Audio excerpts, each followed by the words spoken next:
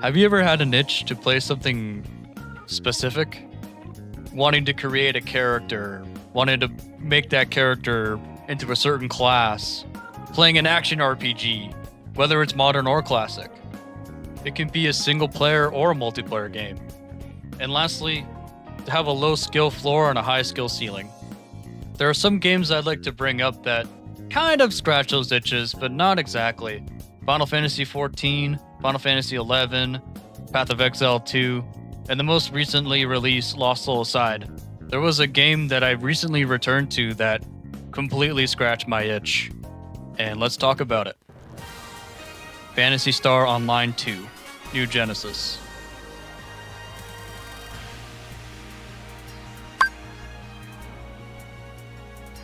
Now let's go over my history with the franchise. I haven't played the original series or the original online game, Phantasy Star Online, but I have played Phantasy Star Online Episode 3 Card Revolution. That game's friggin' dope. I played Phantasy Star Universe. I played Phantasy Star Portable and Phantasy Star Portable 2 on the PlayStation Portable. I played the Japanese release with an English patch of the original PSO 2, Phantasy Star Online 2. And I played the North American release of Phantasy Star Online 2 and Phantasy Star Online 2 New Genesis. I kind of dabbled in. I remember when I started playing Phantasy Star Online 2 New Genesis that it was incredibly overwhelming. But finding some videos online, I was able to learn pretty quickly on how things worked. And this was at release, so a lot of the classes weren't even available at the time. When I stopped playing the game, I was on the recently released Slayer class, which uses the Gunblade, my favorite weapon. I remember enjoying how fast the combat was, even with the slow weapons like the Greatsword on Hunter. I remember enjoying the music and remember exploring the world to my heart's content. Now, before we return to playing Phantasy Star Online 2 New Genesis, I first hopped on Phantasy Star Universe Clementine. This is a private server for Phantasy Star Universe Ambition of Illuminous. And it was a great time when I got to play it. I got to re-experience some of my memories from Phantasy Star Universe, even though I actually played the expansion Ambition of Illuminous. The memories of playing Phantasy Star Universe's story mode, the memories of playing Phantasy Star Portable and Phantasy Star Portable 2 just came flooding back. Maybe I'll talk about Clementine another time, since that's not the focus of this video. But I want to talk about my return to Phantasy Star Online 2 New Genesis. I should first start by mentioning that I didn't really return to watch the story, because I haven't watched the story when I came back, and I haven't watched the anime or anything, so I don't know anything about that. I tend to be more of a gameplay first type of player. Now, what happened to me when I first returned to the game? Well, I immediately got on and made a new friend. Yay! As I was playing around a little bit more, I went ahead and switched from the Slayer class to the Braver class, to become a little bit more Virgil. And to be quite honest, it only took a little bit, but it didn't really take me all that long to get back into the swing of things. Nice cut, forehead. Now, what have I enjoyed so far about my return to this game? Let's start with the class customization. Phantasy Star Online 2 New Genesis currently has a total of 10 classes: Hunter, Fighter, Ranger, Gunner, Horse, Techer, Braver, Bouncer, Waker, and Slayer. You can pick one of those as your main class, and also pick another one to be your subclass. When I first logged back into the game, my class combination was main class Slayer and subclass Bouncer, which is pretty good, if I remember correctly. When I went ahead and chose my class again, I decided to go to main Braver and to sub Slayer. This allowed me to do all my Virgil shenanigans, while also being able to use my favorite weapon, the Gunblade.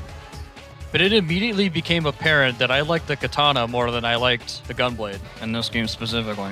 I mean, when you can go around and do rapid slashes and judgment cuts, it's, you know.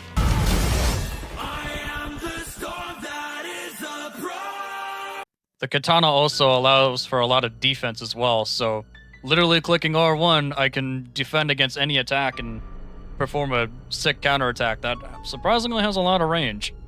But the katana is not the only weapon for the braver class, as it also has a bow. But not gonna lie, I haven't really used it all that much. Having Slayer as my subclass allows me to also use the gunblade, which, well, that's also really fast and versatile.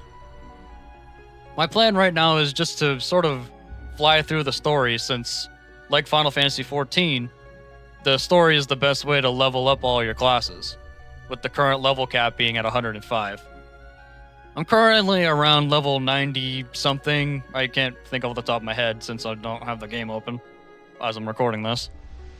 But my current plan right now is just to finish leveling up my subclass, which is a higher level than my main, actually, and switching to Hunter as my sub instead of Slayer.